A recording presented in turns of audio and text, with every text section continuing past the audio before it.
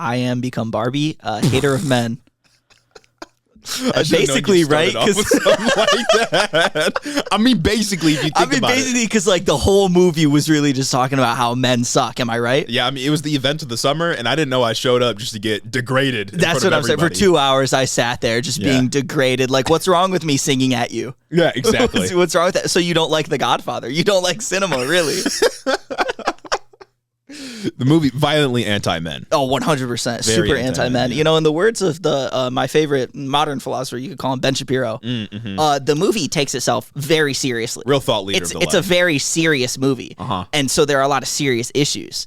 And really, that's kind of what I wanted to get on here and talk about, was Ben Shapiro's 43-minute rant about Barbie. Yeah. Almost half the runtime of Barbie itself.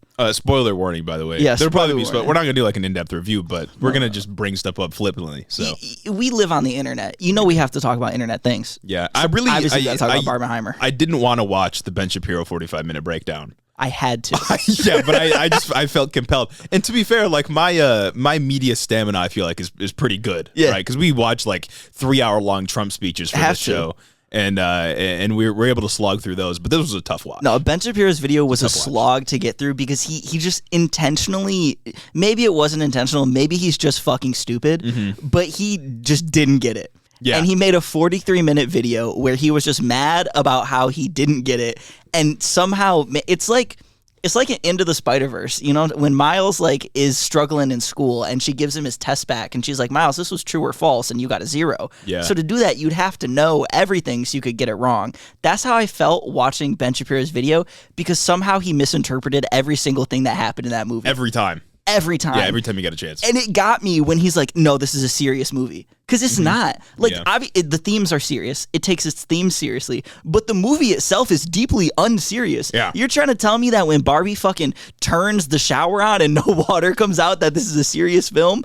No, Ben, these are for visual gags. Yeah. God. And he kept saying over and over that the movie is for kids and their parents, like mothers and daughters, to go and see.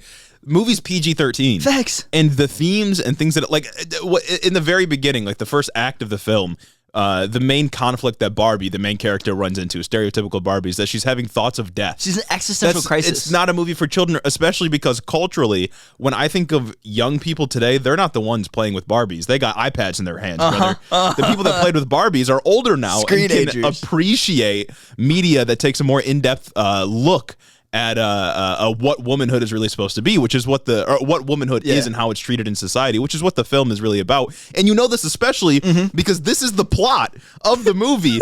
Barbie finds out that the reason she's in the real world is not because of some little girl that's not playing with her toy anymore, but because of an adult that's been thinking about this stuff. Yeah. Like that's the plot of the movie. Nostalgia. Like Ben Shapiro kept hitting on, like, how come this isn't a nostalgic movie about mothers and daughters? It is. Yeah. It is a nostalgic movie about mothers and daughters. There is a mother and a daughter and the conflict that is there in their relationship at the core of the film. Yeah. At the core of the film. Listen, I really liked the Barbie movie. It was good. I thought it was really good. I thought it was a great movie. But before even listening to any of the conservative talking points about the film, I knew that it would be, one, this movie is an attack on men, and two, if you really want to protect womanhood, the real people attacking womanhood and dominating women in society is not men, but is trans women. That's right. I knew that would be the two talking points, and I was correct. First of all, movie doesn't attack men in any way. No. In fact, offers a very... radically pro-men. It offers a very, like, healthy outlook on what manhood should be. I thought it was done really, really well, even though that's not, like, the main point of the film. And two... trans women, not even brought up in the film, by the way. Not once. There was one trans actress, trans actress in the movie. Didn't even know she was trans until they told me about it. I had seen articles, Fox News articles, and just like regular, just conservative schlock talking about how Barbie is filled with the trans agenda. I was waiting the whole time, and I was disappointed. I was waiting for the trans agenda to creep up so I could giggle at what they think is like this crazy thing. I couldn't anything. Yeah. I was disappointed. Yeah. And like, where's the trans agenda? And obviously, they're talking about how, like, trans people, trans women specifically, are attacking womanhood. First of all, trans people, 1% of the U.S. population. Yep. They're not attacking anything. Trans women, even smaller portion of the U.S. population, of course. And on top of that, even if they were a more significant portion of the population, Nothing about trans existence attacks women. And actually, in the film, it pretty explicitly says that the reason womanhood is viewed as it is in society is because of patriarchy. That's like the plot. That's the point. That's the other thing. It's like everything. They didn't like spare the subtlety. Like it was very explicit. It was all political entire commentary. movie. It was all very on the nose. Like this is what it's about. And that's why it just, I have to keep coming back to Ben Shapiro because it baffles me how someone can just misinterpret something so blatantly. Yeah. And he's talking about like, well, at the end when they were talking about how the Kens wanted a seat on the Barbie Supreme Court and they said no. Mm-hmm. Well, the movie right there, it told you that it's a man-hating movie. That's what that means. Textually, they're saying it. See, read between the lines. I knew while watching the film, as soon as I saw Barbie Land and how it was depicted, I knew exactly what conservatives were going to say. They were going to say, oh, so utopia is when women just control everything instead of men. Oh, so matriarchy is good. The movie pretty obviously says that patriarchy is absurd and it's a system of domination, and that Barbie Land is a cartoonish, absurd depiction of what reality would be if women controlled it. It's not real. It's completely satire. And by the end of the movie, they come around and say like, oh, we both need to be more healthy versions of ourselves.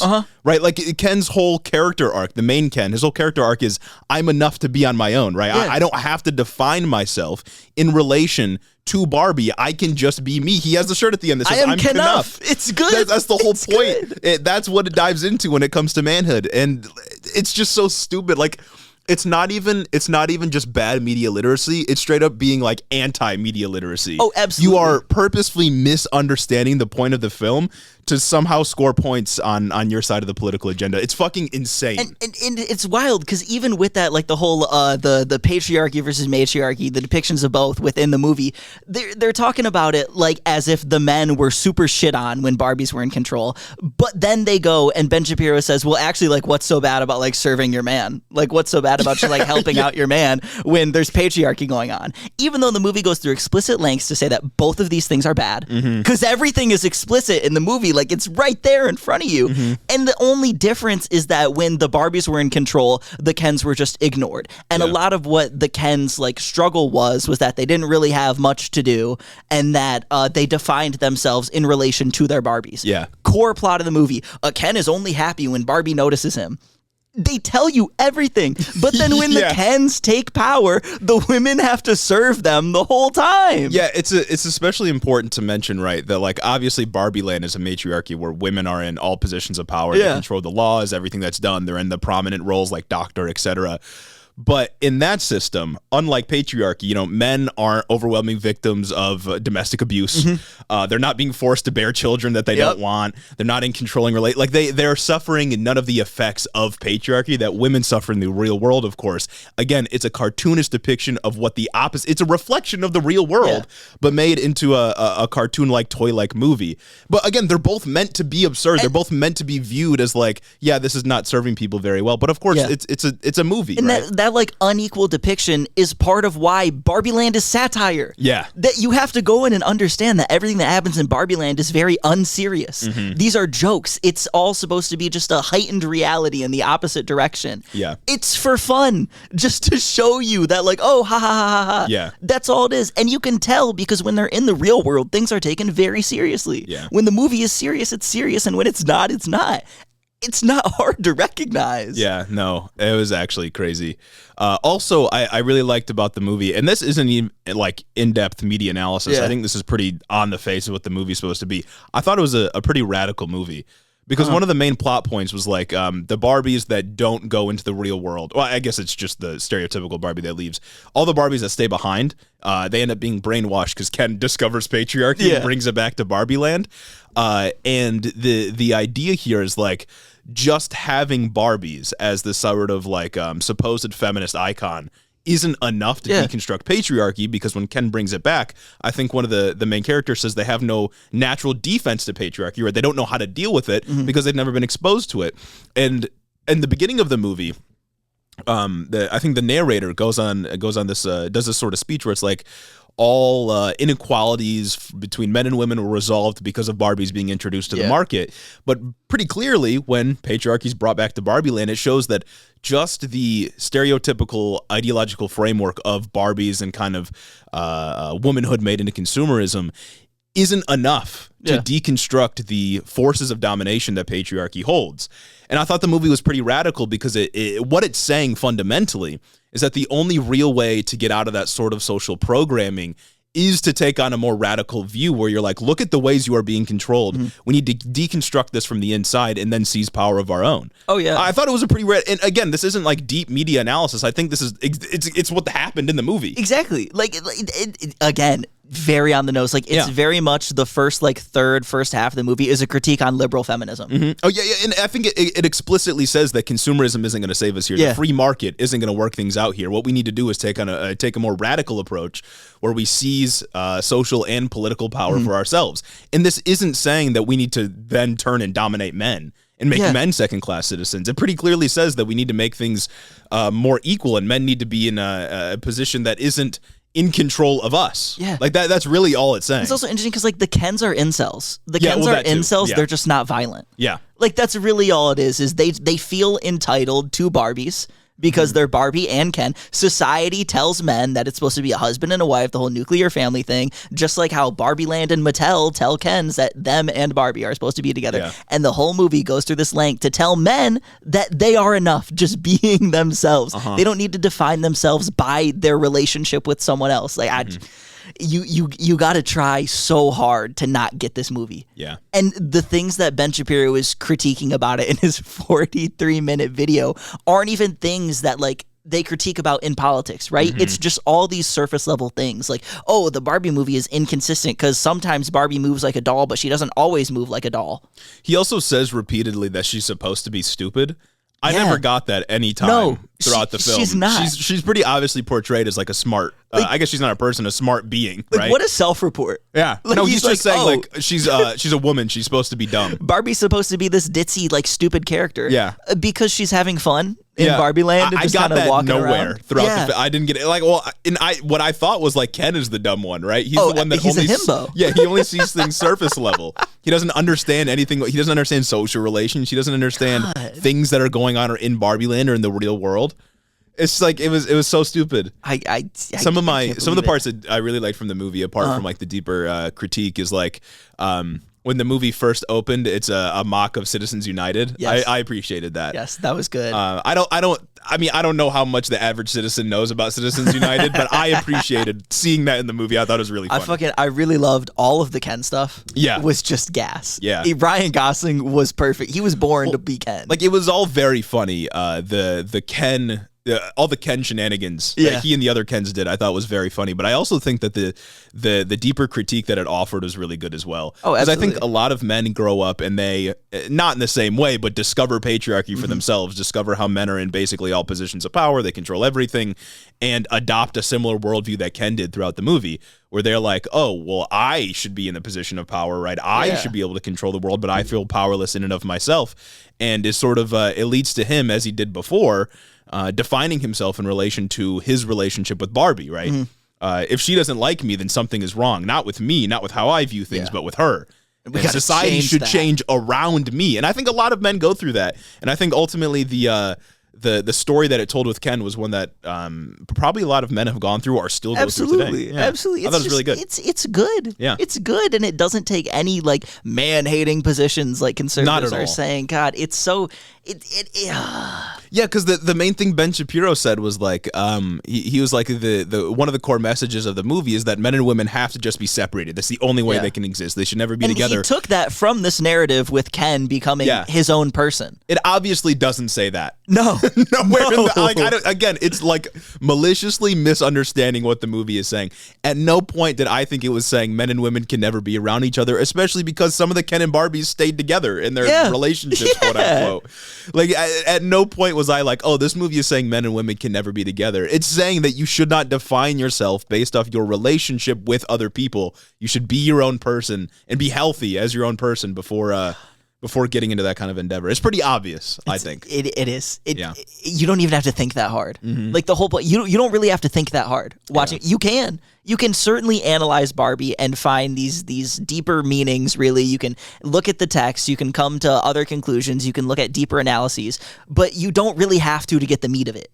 Like, it very much does that for you, and it's fine. Yeah, I also enjoyed the joke when Barbie is called a fascist, and she's like, but I don't even control the railroads or the flow of commerce. Ben Shapiro did not enjoy that. He said, how would she know? She's supposed to be dumb. Yeah, well, exactly. The moment a woman says anything smart, Ben's like, no, she's supposed to be stupid. You know when the daughter, what was her name, Sasha, I think, went on that rant where she was like yelling at Barbie, she's like, you're a fascist, you ruined everything for women nowadays, that kind of thing. I really like how Ben assumes that the audience is on the side of the girl. Yeah. When Barbie's the protagonist, right? Because if you haven't seen the movie, the scene, right, is that Barbie is looking for this girl that is supposedly going through this bad time because that's what's like screwing her up in Barbie Land, right? That's what's causing all of her ailments. So she goes to find this girl. This girl's really mean to her, says all these hurtful things about how Barbie has harmed society and hurt womanhood, that kind of thing. And Ben Shapiro assumes that like liberals, I guess, are on the side of this girl, calling her a fascist. But I thought it was pretty clear that like the girl is kind of being crazy. Yeah, like, she's kind of being a dickhead. Yeah. And the movie does not take the stance of the little girl. Yeah. The movie goes on to develop Barbie as like, no, obviously in the beginning we learned that, okay, Barbie isn't enough. Barbie cannot be this icon that just saves women. Yeah, exactly. Right? Like Barbie can be something, but we need to do more.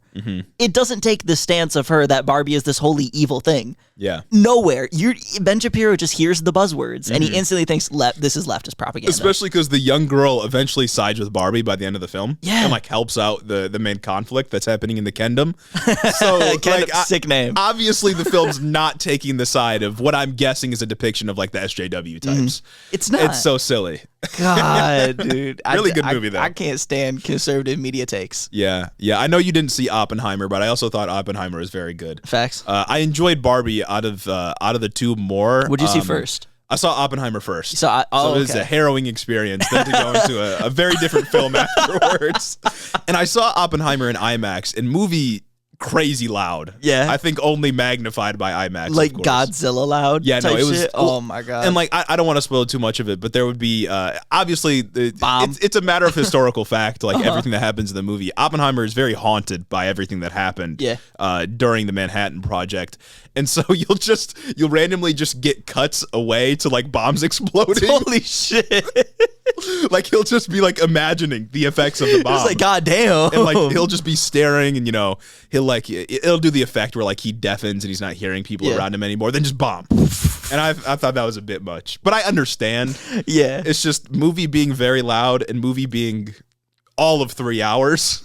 Every single minute of those 3 hours. I feel like, again, I have pretty long stamina for media and watching things, but 3 hour long movie is a bit much for me. Then, bro, at some point, my brain starts telling me like this is too long. See, I only saw Barbie because I'm a real American patriot. You know what I mean? Yeah. That's none of that communist Oppenheimer propaganda. Exactly. Oh yeah. I'm very surprised. There's some like pretty obviously radical themes in Oppenheimer that I'm surprised people aren't mad about. Mine is like the end is like some McCarthyism shit, isn't it? Well, of course, yeah. Oppenheimer's decried as a socialist, which again is like or a communist, which is a matter of historical fact. They kind of berated him and he did have communist ties when he was younger. I mean, like every person did back then. To be fair, everyone that wasn't like blatantly pro-America.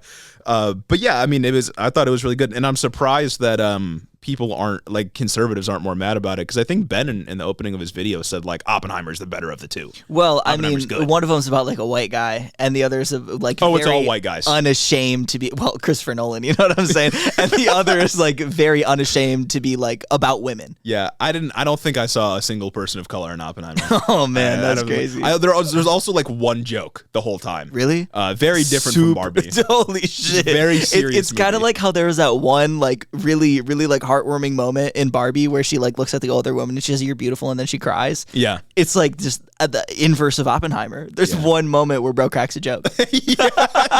There's one moment where Barbie cries, and there's one moment where Oppenheimer is happy. Yeah, I that scene in Barbie I thought was really good. That was the best scene in the whole movie. Apparently Mattel wanted to remove it. What? They thought it didn't fit in the scene. All the things that Mattel would have wanted to remove. That was not the cartoonish depiction of literally them, but the scene where, like, the pivotal character moment where Barbie is realizing that humanity is more than just living and dying. Shit. It's the full experience of human life. God. That's the scene they wanted to. I swear to God, bro, this is why creatives and like labor is so important.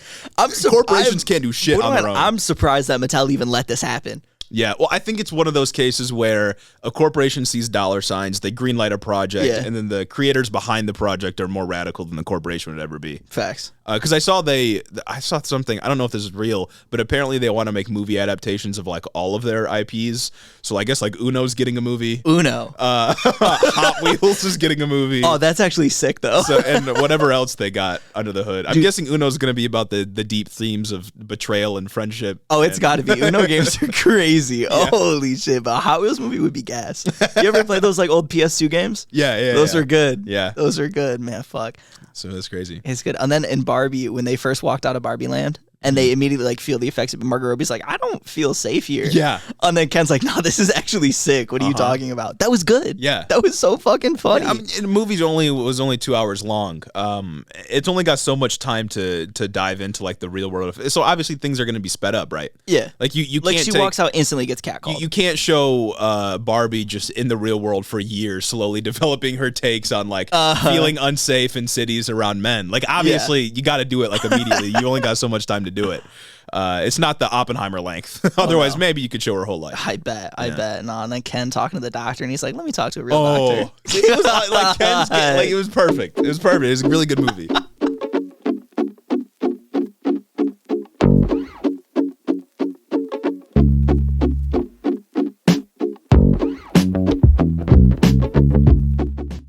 Welcome back to the show, everybody. Welcome back to Ed in the Office. I hope you enjoyed the cold open this time. Yeah, it was a quick section for you all about our media takes. Yeah, really putting the media in Hito Media LLC. Exactly. Yeah. But now it's time to get right into the show. I mean, it was cultural fanfare. We had to. I couldn't not indulge. You know what I'm saying? You know me. But anyway, getting into the episode, we're going to remind you all before we dive into the news today, get some merch. Headintheoffice.com. It's in the description. Please. Get yourself a t-shirt. Get your mother a t-shirt. Get your father a t-shirt.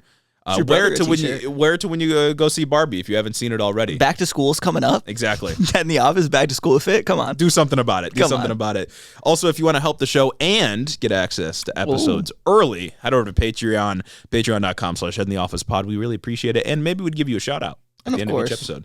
If you want to help the show out completely for free. No charge for you. Not at all. Go ahead and leave a 5-star review on Apple like these wonderful people did. First, we have Blue Wave Incoming 2024 by Hosier Smitty.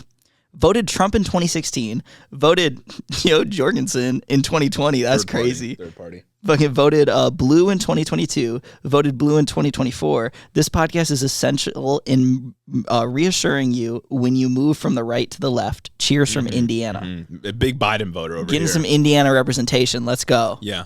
Very proud of you. Voting, was Joe Jorgensen Green Party? I think or Tea so. Party? Maybe. Or Not Libertarian Tea Party. Party? That's the fucking... Who knows? I don't remember. Third party candidate, though. That's all that matters. Golly. Next one here is by Kamek1. Inspires us to do better. They say, hey guys, love the show so much. Recently saw it come across my TikTok For You page and started listening to the full show. I showed it to my friend and co-host of our Leftist podcast, and it gives us a lot of inspiration to make our show as great as it can be. I always appreciate the competition. Of course. Yeah. I'm a capitalist, really. We are also Midwestern leftists trying to spread the news and fun times, so I'm glad that we're not alone. Keep it going. And if you want to check out / shout out Two Lefties Get It Right, hey, that's your call. I guess we called it. That's their podcast name. I guess we called it. I love the competition. You know, in the words of my favorite president, Joe Biden, I'm a capitalist. Exactly. And capitalism without competition isn't capitalism. That's right. Precisely. Hell yeah. The next one, Banger Podcast by Benjamin but not Franklin. I started listening to Hito in March, and I've been listening nonstop since. Jeremy and Gage have the ability to deliver the horrifying news from our dystopian country and still manage to get me to laugh along with them. Hito is absolutely my favorite podcast, and I look forward to it every Wednesday. Though I hope to join the Patreon soon. Keep up the great work, boys. I hope you join the Patreon soon, too. Turn that Wednesday to a Sunday, brother. That's right. That's right. Join the sermon. Last review here. Proof the future has hope Hope by Chris from Southern Indiana. Chris 2 says, Indiana in 1 review. That's crazy. You guys are absolute proof that the future is in good hands. As a 40-year-old guy stuck in Southern Indiana, surrounded by MAGA as far as the eye can see, you bring hope that our country isn't completely screwed. You are what I want my sons to be. Let's go. Absolutely unafraid to say what you think and never apologizing for it. Keep up the great work. I appreciate that. What can we say? We got one more from Instagram. Oh, right. Coming through here. I missed it last week. I'm a fool, really. Yeah. But this one's from, man, I'm going to fuck this up. Naman Fan. The woke mind virus has reached the corners of the globe.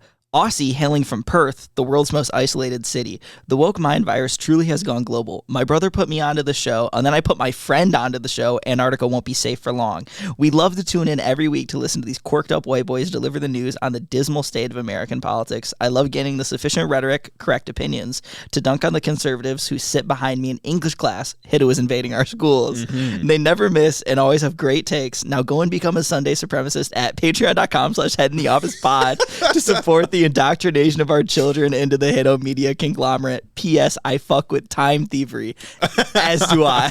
Maybe next episode for the reviews, we'll do a little competition where instead of us reading out the stuff at the beginning where we're shouting ourselves out, true. We'll do a competition. Whoever can write us the best prose. For all of our links, we'll read that on the show. See if we can piece them together throughout multiple different reviews. The only one they missed right there is we're transing your gender. Exactly. Well, it's been confirmed. That has been an operation. It's been confirmed. Yeah, so for sure. I think it's time to get into the news. Absolutely. I want to start off this news story with a question.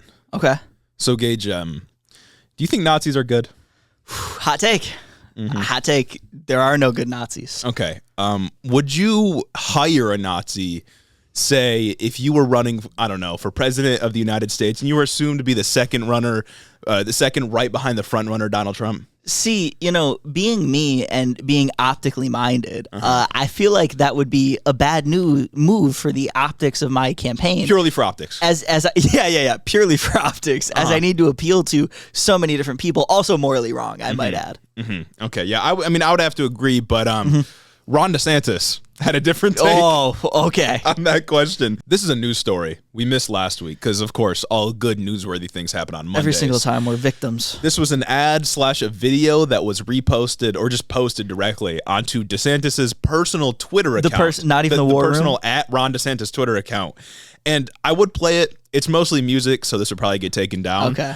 But at the very end, pretty blatantly, there's just a Nazi symbol. It just, and it's not like a flash. It's not like a quick blink it and you would have missed it. Is it like a niche one? 8 seconds of the black sun just at the end of the video. And the black sun was this symbol that, we're not going to put it on screen because, again, might get taken down. But it's the symbol that parts of the Nazi regime used. Hitler used the symbel. And somebody who the guy who made this ad just put that symbol 8 at seconds the end. Is crazy. Yeah. That's like a long time. Did you not see the video at all? No, I didn't. Well, I'll show you the frame that it ended on. No, what the fuck is that? This is just Ron DeSantis. Is that an army of people in gray fatigues? Yeah, standing in front of, and it was DeSantis here. He's like fading, and then it's just the black sun spinning over the I think this is like the Florida crest or something like that. Again, can't show this on screen because it would get taken down. I remember that symbol because I remember when the Ukraine conflict first kicked off, there's like a picture that the AP took that somebody took. There was a Ukrainian soldier with the black sun flag, and it was like this whole controversy. Like, it's already been national news within like the last year and a half, bro. Like, you know what you're doing. Yeah. And the black sun in front of people in gray army gear is wild. And it's not this like niche logo, I don't think. I think most people know what the black sun is when they see it, right? Yeah, exactly. Because a lot of the time with Nazi symbols, when you see them, you may not know like the exact name of what it is, but when you see them, you're like, oh yeah, that looks kind of fascist. Yeah, like I don't know what the eagle is called, but like I know what the eagle means. Yeah, so we can't play it here, can't really show it here. If you want to find it, I'm sure you can just Google it or look it up on Twitter and you'll find it again. But yeah, it's a pretty unambiguous symbol that is just associated with the Nazis that was posted on Ron DeSantis' Twitter account. On his personal Twitter account as a sort of campaign video. And the video itself is all these like what are they called? Like soy jacks, Wojacks, fucking whatever. Yeah, the Wojacks. It's all like the sad ones where it's like playing Donald Trump didn't get as much done on immigration as he should have. Donald Trump didn't build the wall, blah, blah, blah. And then it's Ron DeSantis promises to kill 45,000 immigrants or, so it's whatever. It's like the gay one. Remember the gay one? I remember the gay one. It's like that with some music behind it. Then at the end, it's just Nazi symbols. Ron DeSantis. Virgin Trump didn't kill immigrants. Yes. Chad Ron DeSantis will. That's exactly what it was. And so I'm guessing, and this is what I first thought. My first thought was like, okay, Ron DeSantis staffer, like some fan made this, and a Ron DeSantis staffer just downloaded it, posted it, didn't know what the symbol was. Like, oh yeah, that's cool. Like, what a cool hype video for Ron. But now I'm learning that it was one of his staffers that like created this, and his name is Nate Hotchman. Okay. Oh, that right there should have told you. He's a young guy. He's a member of and this isn't like an official organization. It's just like an ideological trend. The new young right. That already sounds fascist. Well, yeah, of there's course. no way around it. He used to be a writer for the National Review, which I'm pretty sure is a right-wing news organization, news publication. But yeah, he's this a Nazi, as we know now. I think he had ties to neo-Nazi groups in the past, and the DeSantis campaign hired him. He made this video where it just had explicitly a Nazi symbol. They've since fired him, but I'm guessing it's only because he took the mask off a little bit too much. I guess so. Yeah. I guess so. Maybe this one wasn't because they couldn't afford him, which is crazy because if they just fired him, he already made it through the rounds of layoffs. Yeah. He must have been a standout guy in the Ron DeSantis campaign. Yeah. He only got fired for this video specifically. Exactly. The company you keep, you know what I'm saying? That's what I'm saying. Now, of course, the issue with the new young right is that they're all fascists. Yeah. They're all just neo-Nazis, basically. But I think the ideological line they're towing right now, because it can't be blatantly Nazism. Yeah. It's that Trump was, he was this soy beta male that didn't go as far as he should have. He wasn't ideologically committed to what they want to see done, which is fascism. Yep. And Ron DeSantis will be the guy to do it because DeSantis hates minorities for the love of the game, baby. he's been pushing the legislation through. They view Trump as making Florida a worse place. Trump just does the grift. DeSantis actually wants to kill trans people. Yeah, and that's why we want him in power, baby. Yeah. Come on. I think that's about where this story ends, but I thought it was a pretty crazy video. Damn, that's good. And I mean, speaking of Ron DeSantis and greater Florida news, if you remember last week when we covered the Florida Department of Education and Ron to slavery wasn't entirely bad, that's good. Doubled down on the claim that enslaved black people learned beneficial skills during their enslavement that helped them later in life. That's not the only banger that the Florida Department of Education has come out with recently. So this week they came through and said that they made PragerU an official vendor for Florida schools, approving the use of their videos within teachers' curriculums. You're telling me the Florida Department of Education said PragerU, an official vendor, Prager University, that's right, should be used in classrooms. And I guess it is important to note that this doesn't mean that PragerU is a part of Florida state curriculum, but it does mean that teachers can show PragerU videos as part of their individualized curriculums, PragerU videos, and not be reprimanded for it. The PragerU video that's most memorable to me is the one where they call John Brown a radical abolitionist rather than a hero. It's also not entirely right to say that they just call John Brown a radical abolitionist. Okay. They did that in the context of praising Robert E. Lee. Praising a slave owner. Because I think the whole context of the video was, guys, we shouldn't be taking down statues. Look at all the cool things Robert E. Lee did. He stopped a slave rebellion. Yeah. And that's what I wanted to get into, really, because here's a list of their bangers. Obviously, we have that one. I think that's their most famous one in recent memory. They took it down. They did. Yeah. They also have a famous video of Dinesh D'Souza, friend of the show, really great guy, claiming that fascism was a left-wing idea. Oh, classic. That form of Holocaust denialism, by the way. Oh, of course. Yeah. They titled another video, Fossil Fuels, the Greenest Energy. So good. And this one, you got to keep in mind that PragerU is funded by oil billionaires, by the way. Yep. Got to keep that in mind. This last one isn't even really a fault of PragerU as an institution, more just a highlighting its founder and the ideas that he holds. He has published not one, but 2 articles defending spousal rape. Oh, yeah. Dennis Prager. That's a classic Dennis Prager movie. Titled, When a Woman Isn't in the Mood, Part 1 and Part 2. And I have to kind of just like hijack this to shit on Dennis Prager here, because one of his points, point 2, why would a loving, this is a quote from his article, quote, why would a loving, wise woman allow mood to determine whether or not she will give her husband one of the most important expressions of love she can show him? What else in life of such significance do we allow to be governed by mood? Holy shit, dog. That's like the whole point. What if your husband woke up one day and announced that he was not in the mood to go to work? No, this is how I know Dennis Prager's had sex one time in his entire life. This is exactly how I know. What if I wasn't in the mood to go to work, huh? Could I just not go to work? It's not, and he views sex as labor. He's been married like many times too. He has not been able to keep a wife. Oh my God, that's like the most backward way of viewing sex, by the way. Yeah, it's this thing that women have to give to men, not like a mutually beneficial not experience. Like intimate because both of you want to be there and be in the moment. It's why women should be sex dolls. Yeah. Part 1 and part 2. Yeah, why you should be totally under my control. Like the double down is nuts. The double down is crazy. It didn't need a sequel. And that's the founder of PragerU. PragerU's namesake, if you will. That's crazy, and that's going to be in your Florida schools. That shit should be banned. That's everywhere. what I'm saying. It should be a It's crime absolutely to show that. no right to be in anywhere near any institution of education, lower or higher. PragerU has got some crazy. I mean, it's a propaganda tool. Of course. Really what it is. Again, it's funded by oil billionaires. They're obviously in the pocket of those people, and they are very much incentivized to say that oil is a clean energy, but they're also just demons. Oh yeah, they're just bad. Because like what big lobby is making Dennis Prager say that like spousal rape is okay? Part 1, that's part just 2? him. Yeah, no, that's what I'm saying. Exactly. He loved the game, baby. Like he just feels the need to do it. And DeSantis is like paying him to do that. If anything, they're paying the opposite. DeSantis is like, this is gas. If anything, they paid Dennis to not publish part 3. You know he's got ideas cooking.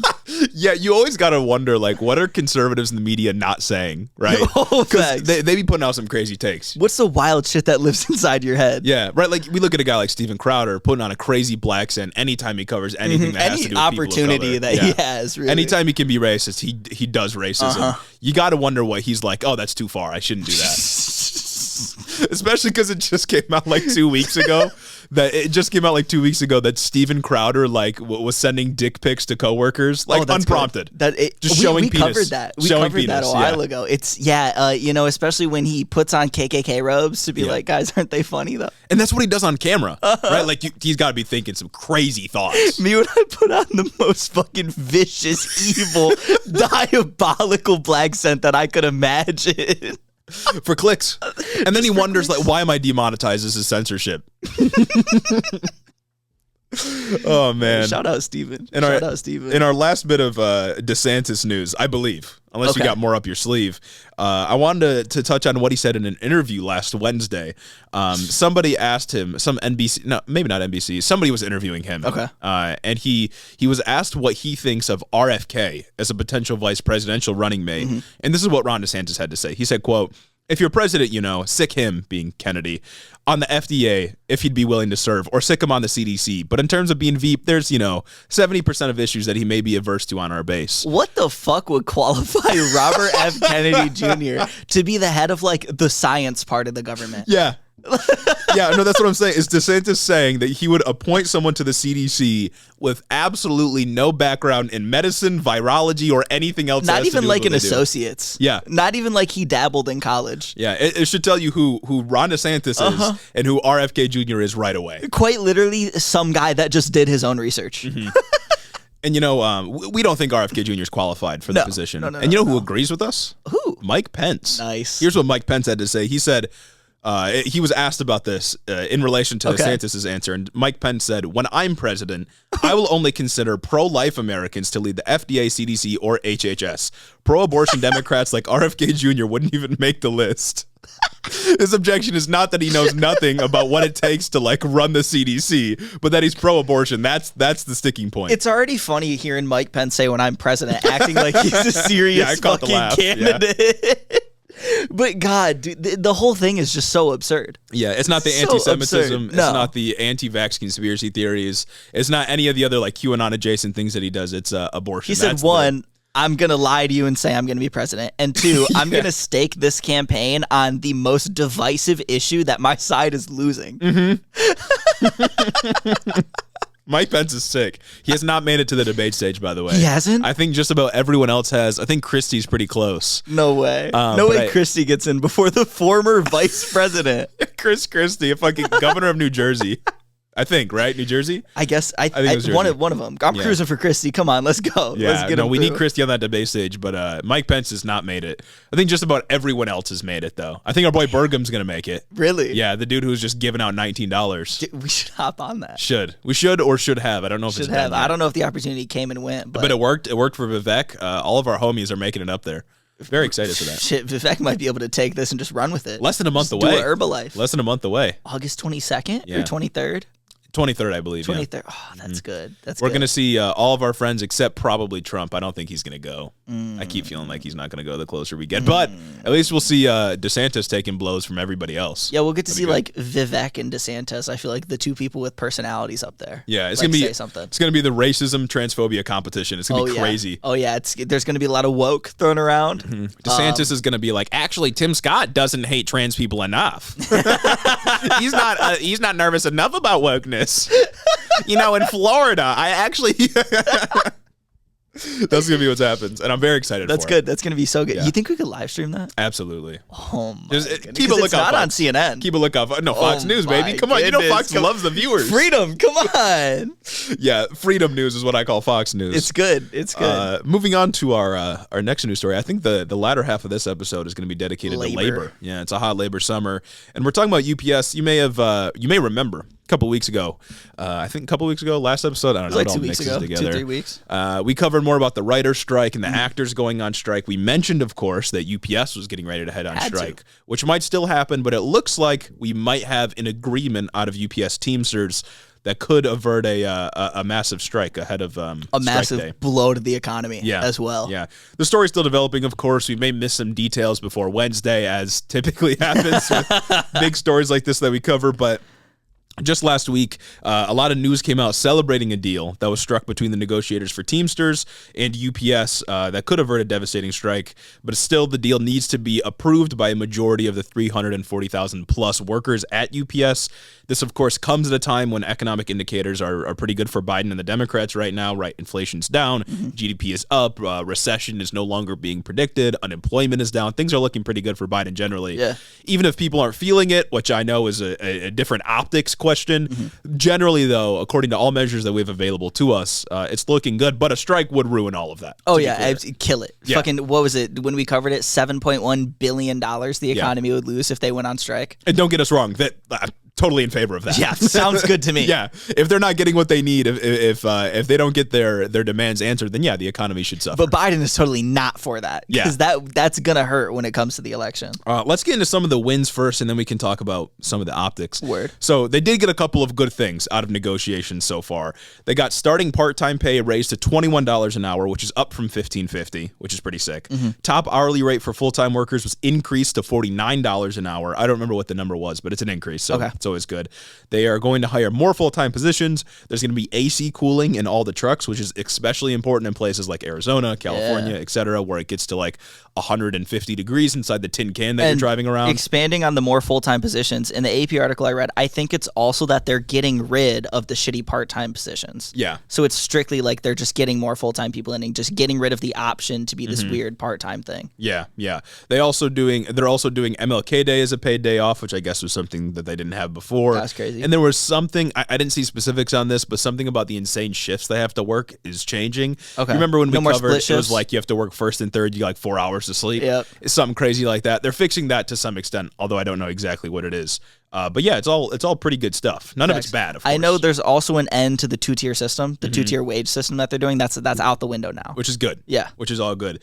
But as you may have caught, I implied a little bit that there's some people that are not very happy with this deal. Real. They're happy that things are changing, things are looking up, but of course the demand was for $25 an hour for part-time pay. $21 an hour currently isn't really a raise given inflation trends. And there's also some other contentions within the deal. So it is not by any means guaranteed to pass. And in fact, I think there's some factions inside of UPS Teamsters that are like, hey, we should not vote for this deal. We didn't get what we wanted, which is like, I mean, if they get to that point, but before and they have to end up going on strike, then UPS should have been better. Facts. Company should have been better. I think they have, 3 weeks to vote? Yeah. I think the voting ends August 22nd. Yeah. Like the day before the day of the Republican debate. Oh, so really, cool. Everything is just hinging around that moment. And I'm excited. God. It's like in a TV show where all the storylines come together and intersect. It's like when Wizards of Waverly Place went on the Sweet Life on Deck ship and Hannah Montana showed up. Oh my God. That's what's happening right now in American politics. Despite all of this, of course, politicians and a lot of the media, including liberal media, have already spiked the football on this. Of course. This pretty obviously serves to make it harder for the union to reject the deal. It's pressure. If they spike the football and say, like, everything is perfect, we're really happy you got a deal, let's, keep the economy going, it's a lot harder for the union to maintain positive optics while voting down the deal, because people are already like, hey, everything's perfect, don't worry, consumers. Yeah. So it makes it harder for them to say no, because then it makes it way easier to push this narrative that the greedy worker is trying to claw too much away from the company. They're taking more than they're giving in. It all makes that all easy, and it's a part of this structure that we have that is very implicit, that acts to implicitly shift the balance of power towards the corporations whenever negotiations happen. And that kind of leads me to the next story that we have in Fetterman proposing a bill to allow striking workers to receive federal food aid in what's called the Food Secure Strikers Act of 2023. From The Intercept, this act would, quote, repeal a restriction on striking workers receiving SNAP benefits, protect food stamp eligibility for public sector workers fired for striking, and clarify that any income-eligible household can receive SNAP benefits even if a member of that household is on strike. I didn't know that you couldn't get SNAP benefits if you were striking. I guess it makes sense considering the politics of the people who make these laws. Well, of course, right. It's bonkers, right? Because that's a part of these implicit things that just take away power from people on strike. The corporations don't have to worry about starving when there's a strike. They just have to worry about, their profits being cut into. They don't have to worry about losing their homes. They don't have to worry about not being able to pay their mortgages, not being able to pay their groceries, not being able to pay their childcare. And this is a bill that, if it passes, would help shift that balance back to laborers. Exactly. Because now that's one less thing to worry about when you're considering authorizing a strike. Yeah. Now you don't have to worry okay, I need these raises. I need these benefits changes. This contract is not working for me. I already can't afford food right now. I'm food insecure. I'm living paycheck to paycheck. But if I go on strike, these things are going to get worse because strike funds aren't guaranteed. Well, and the thing is, if you're a person that relies on SNAP benefits to get by month over month, then chances are that you're not working in a place that is paying you very well. And striking is one of the really only ways to improve your workplace conditions and the benefits and compensation that you receive. Yeah. So you'd be doubly screwed if you're on strike, not getting paid what you're normally getting paid, and you can't receive the benefits that you rely on to keep your family afloat.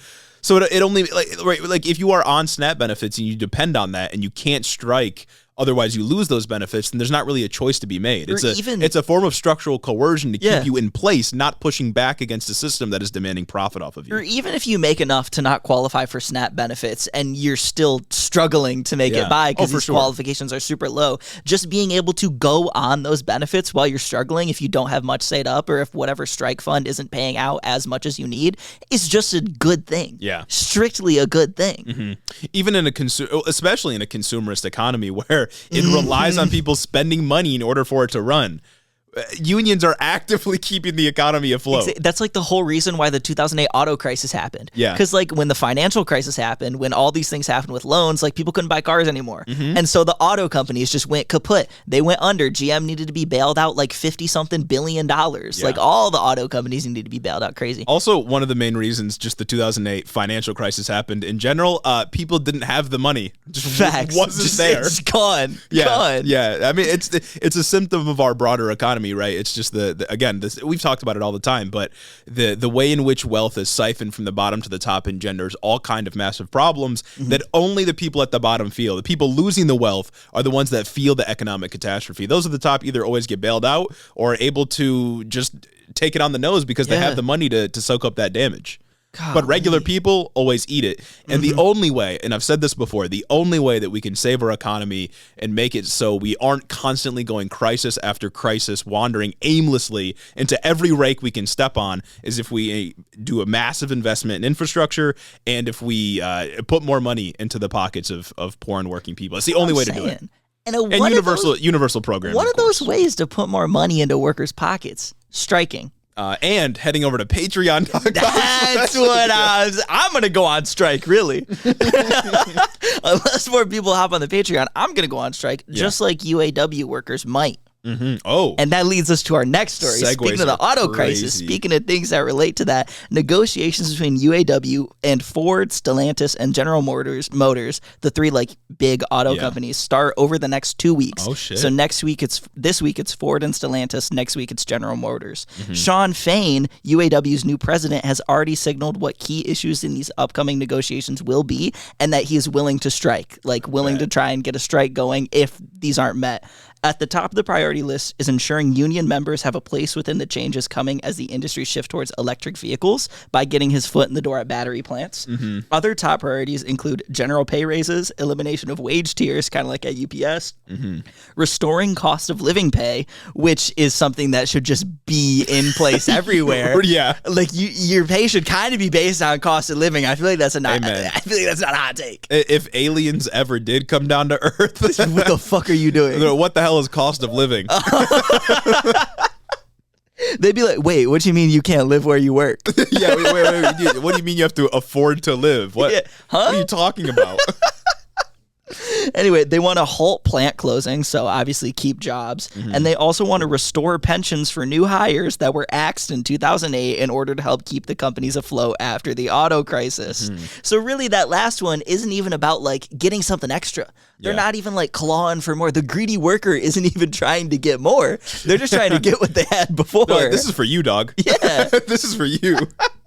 And there's gonna be a lot more news coming about the strike in the coming weeks, especially if negotiations aren't going well. Yeah. We have until September 14th for the new contract, for the current contract to be up. That's crazy. I mean, if we had UPS and UAW at the same time, that'd be nuts. That would be bad for the economy. But you know what? I mean, if our economy relies so much on their labor that them striking destroys the economy, maybe we should pay them better. Facts. Yeah, that seems like it's not a hot take. Maybe we should do whatever we can to avoid these strikes instead of doing whatever we can to bust these strikes.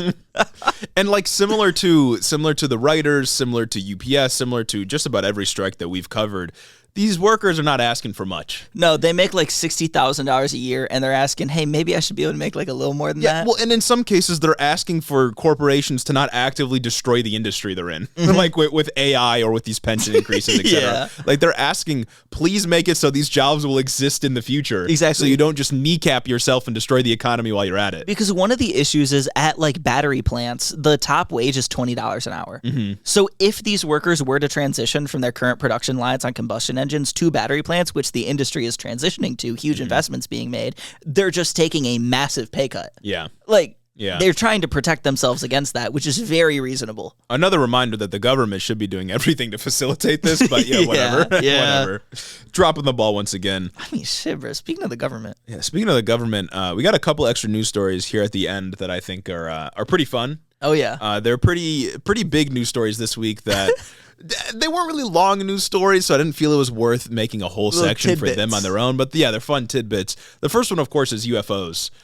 We didn't talk about I haven't talked to you about this at all. What's your take? There was context, there was a whole hearing about UFOs and aliens. Yeah, and some intelligence official under oath said the U.S. is in possession of biological matter that isn't of this earth or some shit like that. And UFOs. And UFOs, we have the ships. My take is that I'll believe it when I see it. Yeah. Really? Because, bro's probably talking out of his ass. Yeah, and bro doesn't work for the government. Yeah. He's some other organization. My take is that I feel like, I don't know if it's as far as a psyop, because who is this convincing? I haven't seen really anybody be like, oh, aliens are 100% real now. It's unserious. Yeah, I don't think it's as far as a psyop. I think it's just maybe an attempt by some section or organization within the Department of Defense to get more money for some coup that they're trying to run. I don't think it's that serious. If it is a genuinely serious thing, and this was actual information that he leaked, because everyone's like, oh, he said it under oath, bro would have been shot in the head 3 times already. Yeah. Heart attack gun. Never would have fucking made it to that courthouse. They would have vaporized him with the alien spaceship. They'd have done anything that they could. Yeah. They'd have traded him for another alien, just a little swap meet real quick. He wouldn't have got there. My personal theory was that this testimony only happened to boost the audience numbers for Secret Invasion on Disney+. Oh, that came out at the same time. I mean, we already know that Marvel works with DoD to get some funding sometimes. Exactly. Like on Captain Marvel to get those planes, they're already working together. They did a little publicity stunt, and they were like, get someone in Congress that'll make people like think about aliens and want to watch some. Bro gets up there under oath. He's like, yeah, they're here, and they just want home in their own skin. And they're occupying key positions in the United States government and world governments. Of course, naturally. Yeah. So I don't really think too much of this. I didn't think too much. I saw it one day. I saw everybody's freaking out, and then like everyone also forgot in like 2 days, which is also like a testament to how unserious it is. Yeah. My initial reaction was like, oh shit, this could be a big deal. That's what I thought too. But then I remembered that like RFK was in a hearing last week, and bro just lied the whole time. Yeah. Like they played a clip of him saying the thing about Jewish people being able to avoid COVID, Jewish and Chinese people, and he was just like, I didn't say that. Because I remembered like, oh, you can just lie in congressional hearings. Yeah, and that's like fine. okay, yeah, under oath, but like, what's gonna happen? Yeah, what's really gonna happen if you lie? Everyone lies at congressional hearings. What, Congress police gonna come get me? Yeah, they don't have any. Come on now, they're not gonna do that. The next extra fun news story I wanted to talk about. I don't know if you saw anything about this. I haven't. I haven't seen anything about these next two. The U.S. House of Representatives is considering unimpeaching Donald Trump. You can do that? No. The Republican House, Kevin McCarthy, says that he wants to expunge Donald Trump's impeachment records. How? Talk about just having the full shaft of Donald Trump down your throat. That's crazy. The most cucked thing you can do. Not a real thing, by the way. And it wasn't even one of the terms of getting his speakership. Like half of, like 75-80% of what he's been doing for the past year was just deals that he had to make in order to get his position. This is just for the love of the game. Yeah, this is how you really know that impeachment as a political institution or as a function of our political institutions is just totally a joke. It doesn't fucking matter. It doesn't fucking matter. As soon as I saw Joe Biden was impeached for the crisis at the border, I knew it was unserious, and now they want to unimpeach Donald Trump. Come on now. What are we talking about? Man, that's good. Yeah. That's good. Expunging him like he like got caught with weed. Yeah. When he was a child. Expunging his when he was in high school. Well, and my thought is like this would just make it worse for Trump. Because they'd just be bringing up all the details again. Because, right, if you're would they have to have a hearing to say that this is false? You would assume, right? Like, you would assume there'd have to be a like the Judiciary Committee gets together, the Intelligence Committee or whatever, and they do the whole trial again where they vote to expunge his record. The House takes away the impeachment or whatever. You would assume that they'd have a whole trial again, but would they have to do more fact-finding, which would then just go to the current court case that he's got? Yeah, maybe.